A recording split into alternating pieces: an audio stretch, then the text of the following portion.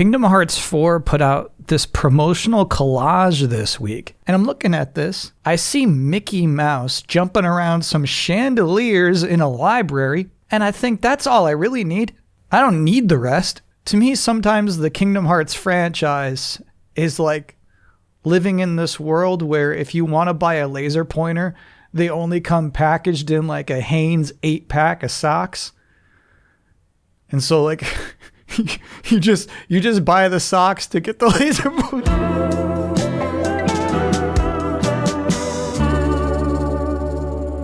Full disclosure here, I got a bit of a frog in my throat this week. So tonight's plan is just to keep talking about video games for as long as my voice allows. So let's start with a major scoop from Bloomberg about how CEO and founder Jade Raymond has left Haven Studios. What's Haven Studios, you ask? They're making Fair Games, the one with the monkey masks. Also, in the corresponding Reset Era thread, Jason Schreier himself confirmed that they are removing the $S from Fair Games. I think that's the right call, but also it's not like it's going to change anything. It's like ordering a pizza topped with spider eggs, fingernails, dog slobber, and jelly, and then saying, wait, hold on, that's crazy. Hold the jelly. Anyway, the report itself is a bummer. It says PlayStation leadership didn't give Haven's staff a reason for Raymond's departure, but it came several weeks after an external test of Haven's first game, the online shooter Fair Games. According to people with knowledge of this matter, some developers at Haven were concerned about how the game was received and its progress. So for the founder and CEO of the studio to leave at this point in Fair Games' development, not a great sign. I went back and read some articles from the launch press event Haven held back when it was first acquired. Canada's CTV was there even. It was a big deal. It's PlayStation's first Canadian studio. And its founder has become one of the most influential women in the industry. So yeah, it's a feel-bad story that this game might not be turning out so well. However, there are elements of it that are maybe not feel-bad.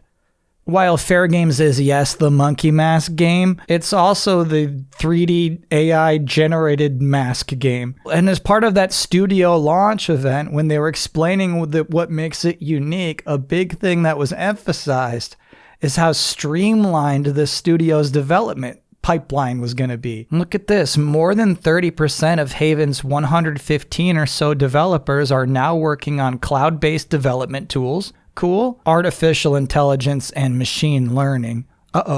With an eye towards streamlining development, Raymond said. Yeah, so because they didn't have much to talk about when they were bringing these people in, travel and accommodation provided by Sony, of course, it's mostly just to talk about how hypothetically impressive their technology is going to be. This is the funniest part to me from the GameIndustry.biz report of the event. Haven Director of Creative Machine Learning, Logan Olson, started by showing a brief clip from the HBO sci-fi show Westworld, where a person working with a futuristic interface describes a story and a computer generates a rough visual that adapts to the changing story details in real time. While it's nowhere close to practical at the moment, Olson said it was a pretty rad North Star for people to work towards. Why are you showing that to people? 3 years later, it sounds like they're really struggling to get this video game together, despite all of their AI technology. And I realize it's not rare for a video game to spend 5 months in development, but do remember, back when Hermen Hulst was excited to announce that Haven would be joining the PlayStation Studios family, he had this to say.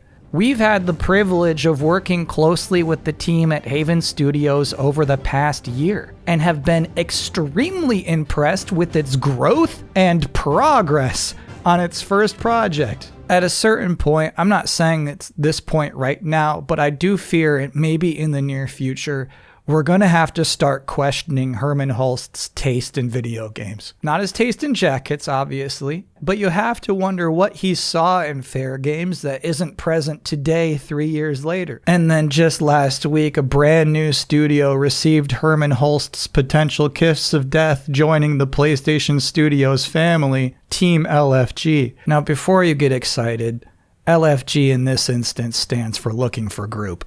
So do you remember last year when Bungie announced they were eliminating 17% of their studio's workforce? A little part of that announcement is that there would be an incubation team that would become a brand new PlayStation Studios studio to continue its promising development. Personally, I only remember it because at the time it was codenamed Gummy Bears.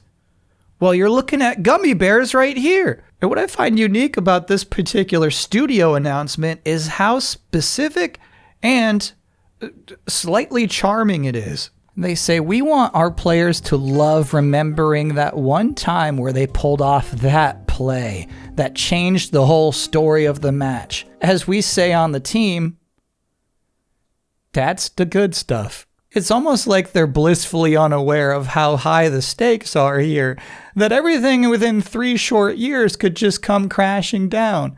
And it's also interesting how they describe their game. Typically, you wouldn't say too much. Back in that old press release for Haven, they described what would become Fair Games as a new live service experience for PlayStation, built upon a systemic and evolving world focused on delivering freedom, thrill, and playfulness. And that's normal. However, here's how LFG describes their game. It's a team-based action game that draws inspiration from fighting games, platformers, MOBAs, life sims, and frog-type games.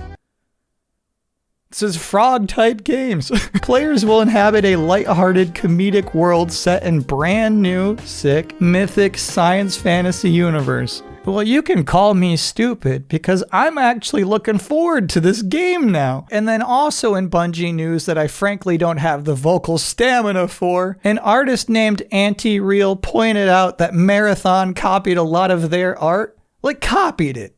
Took the words right off of their art. And in the case of this stuff right here, it's like an essential part of the whole visual identity of their promos. And by the way, this is the 3rd time in 2 years Bungie got caught doing this. And so I think with Marathon coming out so soon, there's no way to remove the art. They're really just going to have to pay this artist like they did for that Nerf gun. Bungie, tisk tisk, you got off easy this week.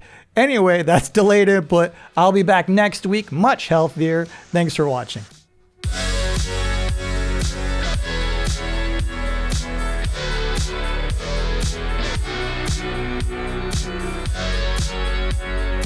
I wonder if you're thinking at this point, oh boy, he should have just not recorded a video this week. But how could I, when it's time for your regular installment of Switch 2 Launch Watch? The topic of controversy this week is, of course, the changes made to Donkey Kong's best buddy, Diddy Kong. Diddy Kong this week received a brand new render that is strangely similar to his old render with a few small differences. Like his tail's shorter, he's got a little extra belly. You should also know he's got a little DK pin on his hat instead of the Nintendo logo, which you know I personally appreciate. The Nintendo logo never should have been there. Yes, he has teeth now, which is not a big deal. Monkeys have teeth. Diddy Kong always should have had teeth. But perhaps most strangely, as somebody was reviewing Diddy Kong's design, they said, no more Sonic the Hedgehog eyes for Diddy Kong. I'm going to need you to put 1 centimeter of monkey skin straight between his eyeballs, thereby separating them. And the weird thing is, like, I don't mind it. I think that these are all nice improvements.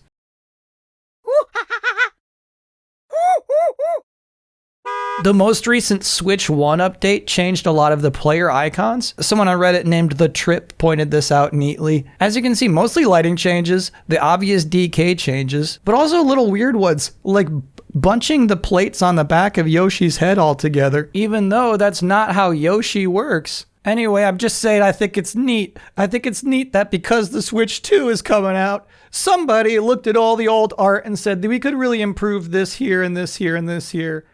Diddy's gonna need a shorter tail. That's the good stuff.